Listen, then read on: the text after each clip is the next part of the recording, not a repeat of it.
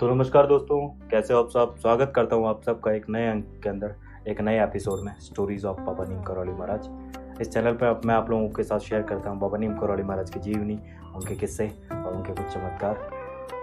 तो कहते हैं दोस्तों कि बाबा नीम करौली महाराज जैसे अगर सच्चे गुरु किसी को मिल जाते हैं तो एक भक्त का पूर्ण उद्धार कर देते हैं। और भक्त चाहे कहीं भी हो, जब गुरु की इच्छा होती है तो गुरु उसे अपने पास में बुला लेते हैं।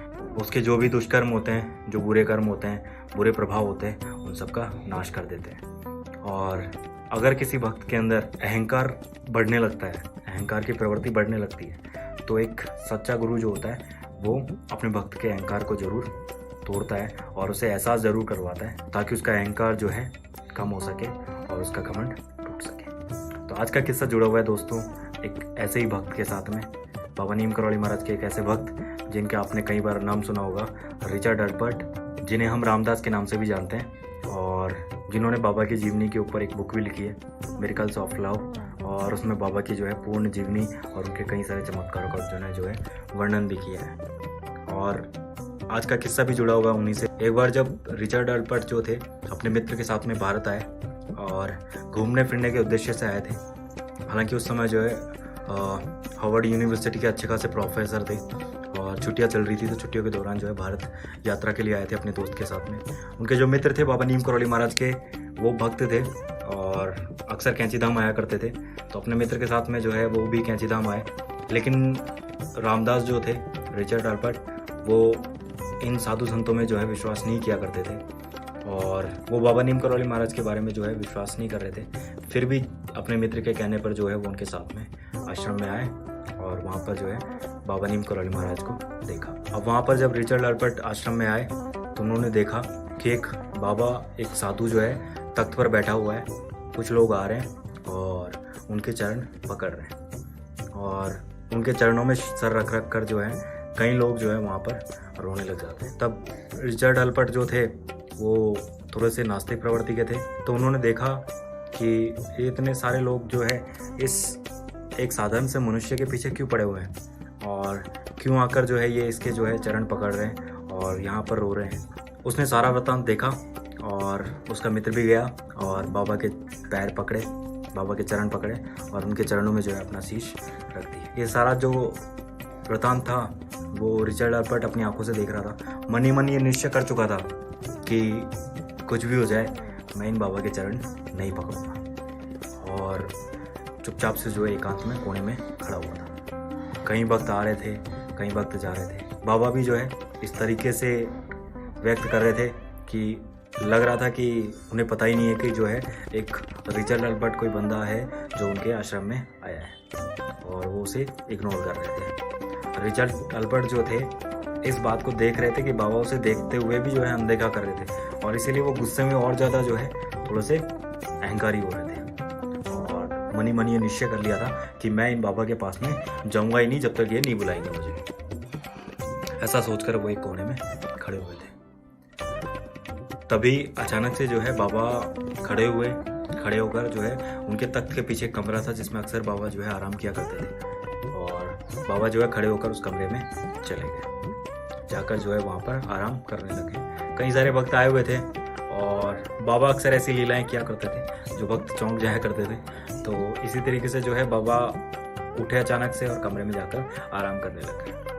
भक्त चौंक गए सारे, फिर भी बाबा का इंतजार करने के लिए वहीं बैठ गए और तभी रिचर्ड अल्पर्ट जो है तख्त के पास में आए और वहाँ पर बैठ गए। उनके मित्र भी जो है वहीं पर बैठे थे। बैठे बैठे जो है रिचर्ड अल्पर्ट का ध्यान जो है उस तख्त पे गया। तख्त पर जो है भक्तों ने कई सारे फूल रखे हुए थे और चारों तरफ जो है कई सारे वहाँ पे फूल रख दिए थे। रिचर्ड अल्पर्ट उन फूलों को देख रहा था और कुछ ऐसा हुआ कि वो उन फूलों में खोकर रह गया। उसका पूरा ध्यान जो है उस फूलों में अटक गया। आसपास क्या हो रहा है, क्या चल रहा है, उसका मित्र क्या बोल रहा है, बाकी भक्त क्या बोल रहे हैं, उसे कुछ भी होश नहीं था। उसका ध्यान जो था वो पूरा जो है तख्त पे रखे हुए फूलों पे था।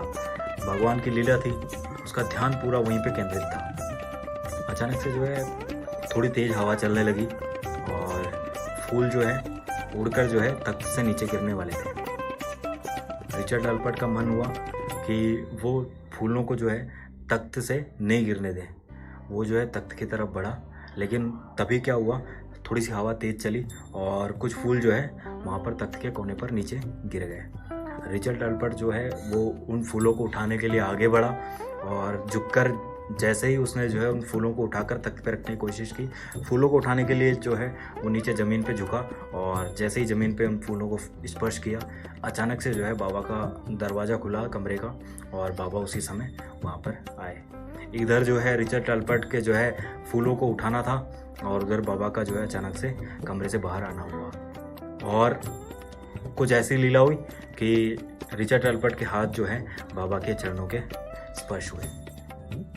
जैसे ही उसके हाथ बाबा के चरणों पे स्पर्श हुए, उसने कुछ ऐसी ऊर्जा का एहसास किया कि मानो वो वहाँ पर पूरा खो गया हो और ना चाहते हुए भी उसने जो है फिर दोनों हाथों से बाबा के चरण को पकड़ लिया। बाबा के चरण को ऐसा पकड़ा कि चरण पकड़े पकड़े जो है बाबा के चरणों में जो है सर रखकर रोने लग गया।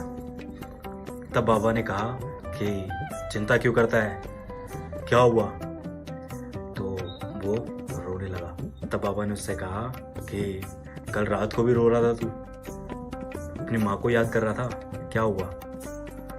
माँ की याद आ रही है। रिचर्ड अल्पर्ट की जो माँ थी वो कुछ ही महीने पहले जो है मर गई थी और जब रिचर्ड अल्पर्ट अपने दोस्त के साथ में आए तो रात में जो है एक आश्रम में एक कमरे में रुके थे और उसी दौरान जो है रिचर्ड अल्पर्ट बाहर गैलरी के अंदर घूम रहा था और घूमते घूमते आकाश में तारों को देखने लग गया और तारों को देखते देखते उसे अपनी माँ की याद आने लग गई। और इसी बात को जब बाबा ने रिचर्ड अल्पर्ट को बताया तब वो जो है चौंक गया और उसे लगा कि बाबा वास्तव में सबके मन की बात जानते हैं और बाबा ऐसी बात भी जानते हैं जो उसने अपने दोस्त तक को नहीं कही, वो खाली वो जानता है और वो बाबा जानते हैं। इस तरीके से दोस्तों एक विदेशी रिचर्ड अल्पर्ट उसने सनातन धर्म कबूल कर लिया और रिचर्ड अल्पर्ट से नाम परिवर्तित कर रामदास नाम बाबा से रखवा लिया।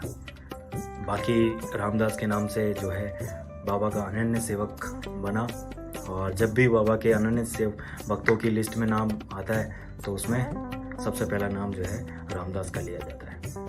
रामदास ने जो है इंग्लैंड में जाकर कई सारे मंदिर बनवाए और एक बाबा नीम करौली महाराज का मंदिर भी बनवाया। इस तरीके से जो है बाबा ने एक भक्त का अहंकार तो तोड़ा ही, साथ में जो है अपनी लीला से उसका मन भी परिवर्तित कर दिया और उसे अपना भक्त बना लिया। इसी तरीके से जो है बाबा कई सारी लीलाएं किया करते थे, कई सारे चमत्कार किया करते थे और इन चमत्कारों की वजह से, इन लीलाओं की वजह से जो है कई सारे ऐसे भक्त थे जो ना चाहते हुए भी जो है बाबा के भक्त बन जाते थे। आज के अंक में इतना ही दोस्तों। अगर आपने अभी तक चैनल सब्सक्राइब नहीं किया है तो लाइक कीजिएगा, शेयर कीजिएगा और चैनल जरूर सब्सक्राइब कर लीजिएगा और मिलते हैं अगले अंक में। तब तक के लिए धन्यवाद। जय हिंद, जय बाबा नीम करौली।